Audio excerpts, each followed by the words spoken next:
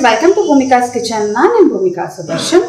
ಈ ಅವಲಕ್ಕಿ ಉಪ್ಪಿಟ್ಟು ಅಥವಾ ಅವಲಕ್ಕಿ ಚಿತ್ರಾನ್ನ ಒಂದು ಬ್ಯಾಚುಲರ್ಸ್ ರೆಸಿಪಿ ಅಂತಾನೆ ಅನ್ಬೋದು. ಅನ್ನ ಮಾಡೋಷ್ಟು ಟೈಮ್ ಇಲ್ಲದೆ ಇದ್ದಾಗ ಫಟಾಫಟ್ ಅಂತ 10 ನಿಮಿಷದಲ್ಲೇ ರೆಡಿ ಆಗುವಂಥದ್ದು ಈ ಅವಲಕ್ಕಿ ಉಪ್ಪಿಟ್ಟು ಅಥವಾ ಅವಲಕ್ಕಿ ಚಿತ್ರಾನ್ನ.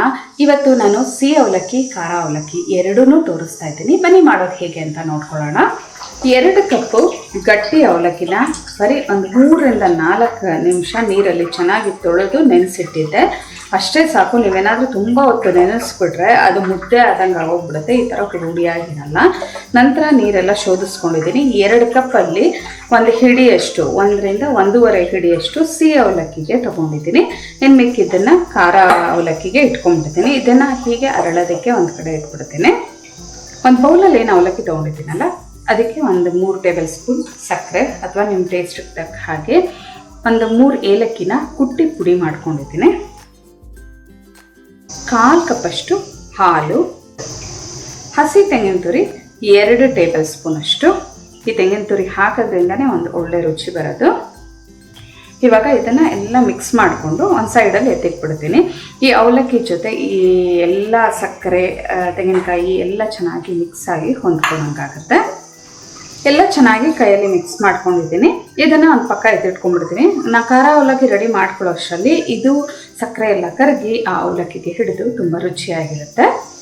ಸ್ಟವ್ ಆನ್ ಮಾಡಿಕೊಂಡು ಒಂದು ದಪ್ಪ ತಳ ಇರೋವಂಥ ಪಾತ್ರೆ ಅಥವಾ ಬಾಣಲಿ ತಗೊಳ್ಳಿ. ಒಂದು 3 ಟೇಬಲ್ ಸ್ಪೂನ್ ಎಣ್ಣೆ ಹಾಕ್ಕೊಂಡು ಕಡಲೆಕಾಯಿ ಬೀಜ 1 ರಿಂದ 2 ಟೇಬಲ್ ಸ್ಪೂನ್ ಕಡಲೆಕಾಯಿ ಬೀಜನ ಚೆನ್ನಾಗಿ ರೋಸ್ಟ್ ಮಾಡ್ಕೋಬೇಕು.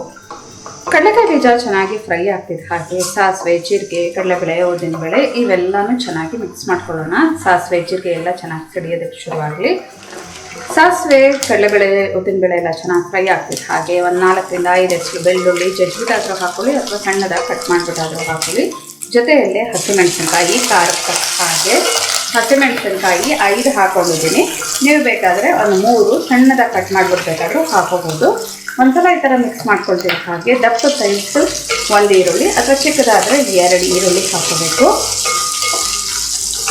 ಜೊತೆಯಲ್ಲೇ ಕರಿಬೇವಿನ ಸೊಪ್ಪು ಹಾಕೊಳ್ತಾ ಇದ್ದೀನಿ, 1 ಗರಿ. ಒಂದ್ಸಲ ಎಲ್ಲ ಚೆನ್ನಾಗಿ ಮಿಕ್ಸ್ ಮಾಡ್ಕೊಳ್ತೀನಿ. ಈರುಳ್ಳಿ ಬೇಗ ಸಾಫ್ಟ್ ಆಗುತ್ತೆ ಇಲ್ಲೇ ಉಪ್ಪು ಹಾಕೊಂಡ್ರೆ.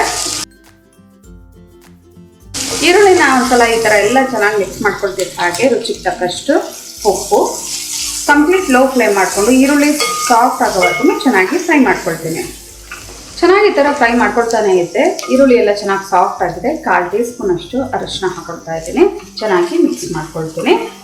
ಹಸಿಮೆಣಸಿನ್ಕಾಯಿ ಹಾಕಿ ಮಾಡ್ಕೊಳ್ಳೋಕೆ ಇಷ್ಟಪಡದೇ ಇದ್ದವರು ಈ ಟೈಮಲ್ಲಿ ಕೊನೆಯಲ್ಲಿ ಒಂಚೂರು ಅಚ್ಕಾರದ ಪುಡಿ, ಧನಿಯಾ ಪುಡಿ, ಒಂದು ಸ್ವಲ್ಪ ಅರಿಶಿನ ನಿಮ್ಮ ಟೇಸ್ಟಿಗೆ ತಕ್ಕ ಹಾಗೆ ಹಾಕಿ ಜಸ್ಟ್ ಈ ಥರ ಒಂದು ಲೋ ಫ್ಲೇಮಲ್ಲಿ 1 ನಿಮಿಷ ಮಿಕ್ಸ್ ಮಾಡ್ಕೊಳ್ಳಿ. ನಂತರ ಇವಾಗ ನಾವೇನು ಅವಲಕ್ಕಿನ ನೆನೆಸಿಟ್ಕೊಂಡಿರ್ತಲ್ಲ ಅದನ್ನು ಹಾಕೋಬೇಕು. ನೋಡಿ ಎಷ್ಟು ಹುಡಿಯಾಗಿ ಎಷ್ಟು ಚೆನ್ನಾಗಾಗಿದೆ. ಬಾಯಿಗೆ ಹಾಕೊಂಡು ನೋಡಿದೆ ಒಂದು ಅಗಳನ್ನ, ಸಾಫ್ಟಾಗಿ ಚೆನ್ನಾಗಿ ನೆಂದಿದೆ ಇದು. ಅವಲಕ್ಕಿ ಎಲ್ಲ ಹಾಕೊಳ್ತಿದ್ದ ಹಾಗೆ ಹುಳಿಗೆ ತಕ್ಕಷ್ಟು ನಿಂಬೆಹಣ್ಣಿನ ರಸ 1 ಟೀ ಸ್ಪೂನ್ ಅಷ್ಟು ಹಾಕೊಂಡಿದ್ದೀನಿ. ನೋಡಿಕೊಂಡು ಅವಶ್ಯಕತೆ ಇದ್ದಷ್ಟು ಹಾಕೊಳ್ತೀನಿ. ಕಾಯಿ ತುರಿ 2 ಟೇಬಲ್ ಸ್ಪೂನ್,